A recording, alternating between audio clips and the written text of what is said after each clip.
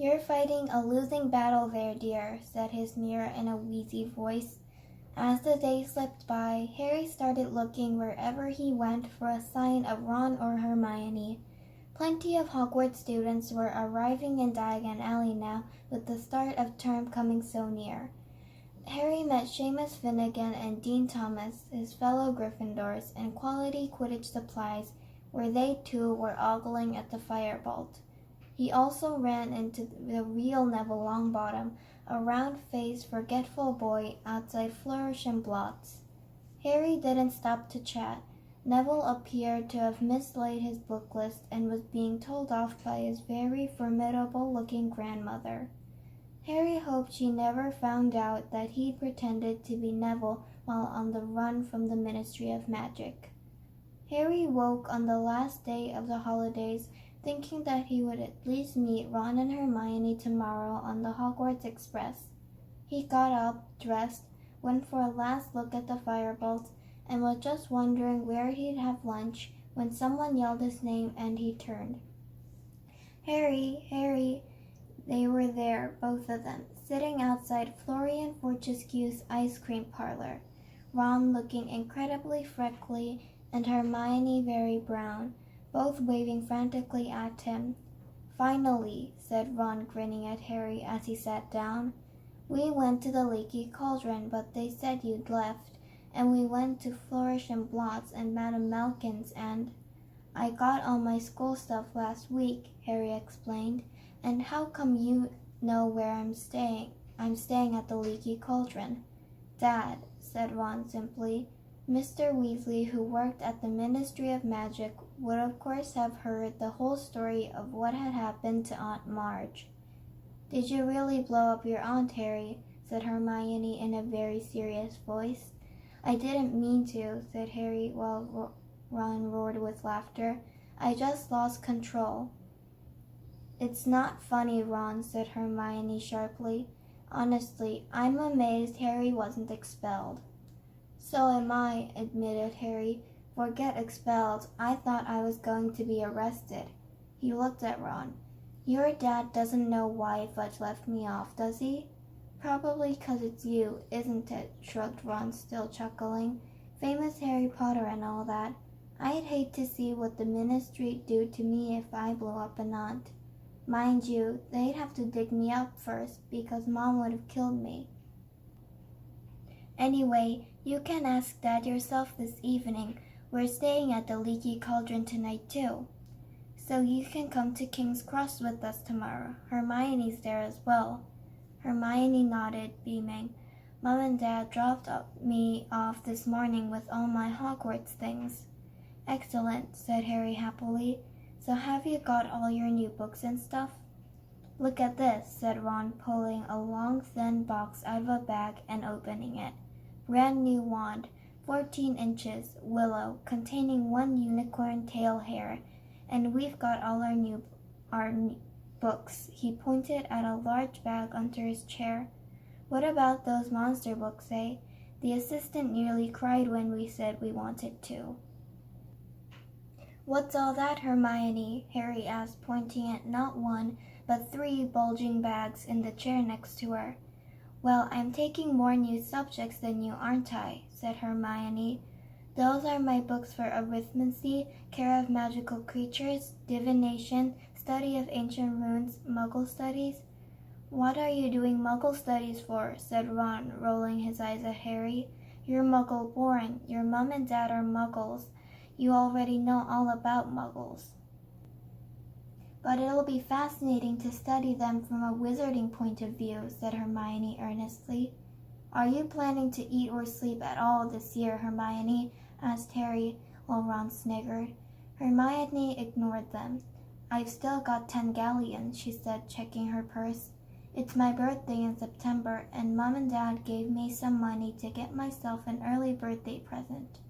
"How about a nice book?" said Ron innocently.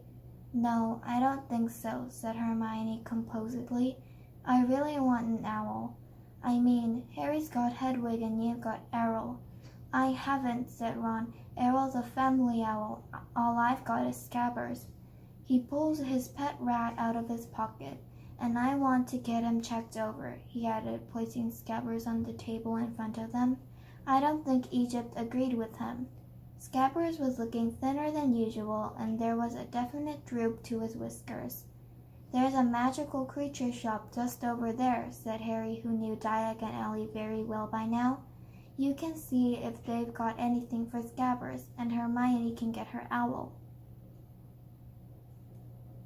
So they paid for their ice creams and crossed the street to the magical menagerie. There wasn't much room inside. Every inch of the wall was hidden by cages. It was smelly and very noisy because the occupants of these cages were all squeaking, squawking, jabbering, or hissing. The witch behind the counter was already advising a wizard on the care of double-ended newts, so Harry, Ron, and Hermione waited, examining the cages. A pair of enormous purple toads sat gulping wetly and feasting on dead blowflies. A gigantic tortoise with a jewel-encrusted shell was glittering near the window. Poisonous orange snails were oozing slowly up the sides of their glass tank, and a fat white rabbit kept changing into a silk top hat and back again with a loud popping noise. Then there were cats of every color, a noisy cage of ravens, a basket of funny custard-colored fur balls that were humming loudly, and on the counter a vast cage of sleek black rats which were playing some sort of skipping game using their long bald tails. The double-ended newt wizard left, and Ron approached the counter. "It's my rat," he told the witch. "He's been a bit off color ever since I brought him back from Egypt." "Bang him on the counter," said the witch, pulling a pair of heavy black spectacles out of her pocket. Ron lifted Scabbers out of his inside pocket and placed him next to the cage of his fellow rats, who stopped their skipping tricks and scuffled to the wire for a better look. Like nearly everything Ron owned, Scabbers the rat was second-hand. He had once belonged to Ron's brother Percy, and a bit battered. Next to the glossy rats in the cage, he looked especially woebegone. Said the witch, picking Scabbers up. "How old is this rat?" "Dunno," said Ron. "Quite old. He used to belong to my brother." "What powers does he have?" said the witch, examining Scabbers closely.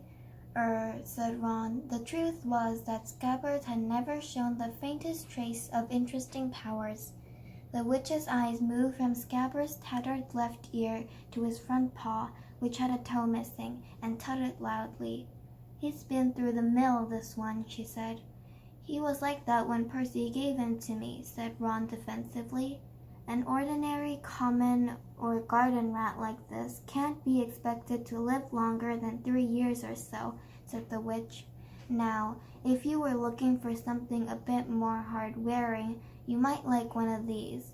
She indicated the black rats, who promptly started skipping again. Ron muttered, "Show-offs." "Well, if you don't want a replacement, you can try this rat tonic," said the witch, reaching under the counter and bringing out a small red bottle.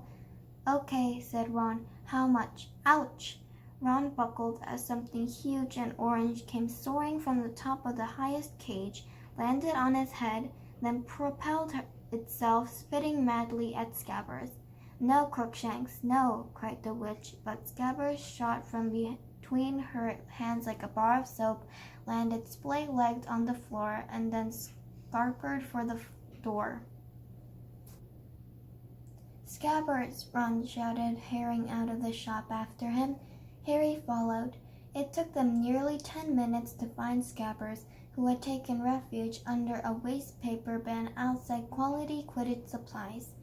Ron stuffed the trembling rat back into his pocket and straightened up, massaging his head. "What was that?" "It was either a very big cat or quite a small tiger," said Harry. "Where's Hermione?" "Probably getting her owl." They made their way back up the crowded street to the magical menagerie. As they reached it, Hermione came out, but she wasn't carrying an owl.